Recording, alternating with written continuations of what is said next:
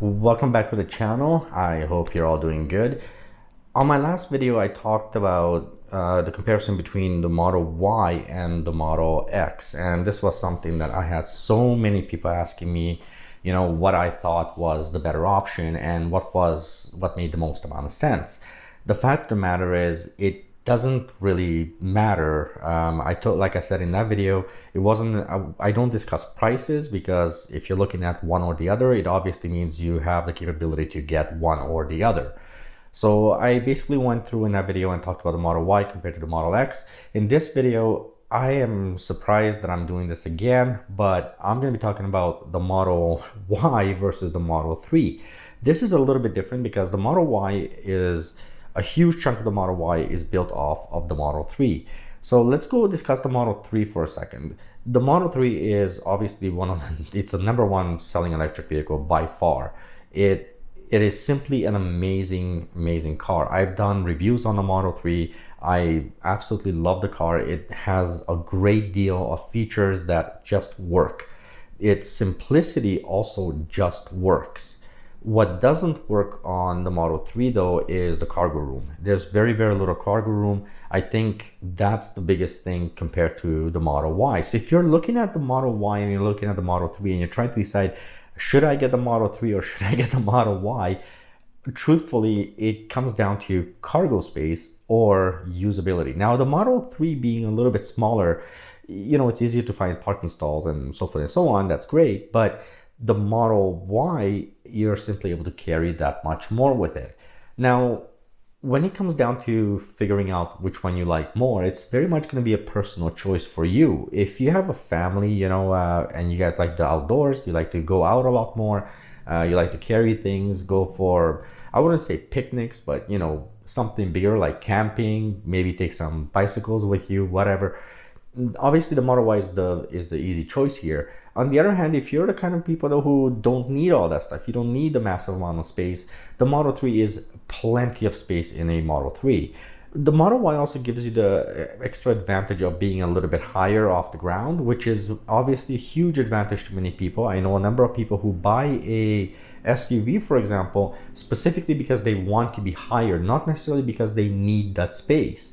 And this is something that I think a lot of people consider when they're buying the vehicle. They more often than not will go for the vehicle that is actually taller or higher off the ground, simply because of visibility. Both the Model 3 and the Model Y are an unbelievable choice. They are both wonderful choices. The prices are pretty close together. And so which one you pick is going to depend heavily on you, on your personal options, on your personal needs, wants. I think it's really funny for me that when I was making the comparison last video with regards to the Model Y and the Model X, I think there was big enough differences that you can really separate the two vehicles. But with the Model Y and the Model 3 being so close together, built so much on the same platforms, it really doesn't make a difference for if you're a Model 3 owner or a Model Y owner. Frankly, you're getting the same vehicle. The difference in the two is how much you can carry and how high you're off the ground. That is obviously a big thing.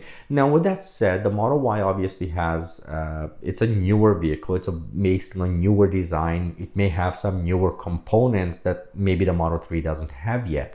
But with knowing Tesla, with each batch coming out, more than likely the next Model 3, the next batch of Model 3 will have all the great upgraded components of the current Model Y. But ultimately, there's not big enough difference between the Model 3 and the Model Y to really talk too much about it, because the Model 3, again, and the Model Y, they both have the single screen in the center. They both have the new ventilation system. They both have a very open feel. Obviously, the Model Y will have a much more open feel because it is a bigger vehicle, but that doesn't always attract people. Sometimes what attracts people is, the cockpit and how you feel as a driver, right? The Model Y obviously will also have more space in the back seats. And this is a huge thing for some people. If you're carrying your parents, your friends, maybe you're doing something along those lines, you are going to want that back seat to be just as comfortable. The back seat also reclines a little bit, which is also another advantage. on the Model Y. Whereas the Model 3, it's more of a simplistic vehicle. You have to remember that the Model 3 is pretty much just a standard vehicle with all the extra Tesla goodies, which is what makes the Model 3 amazing.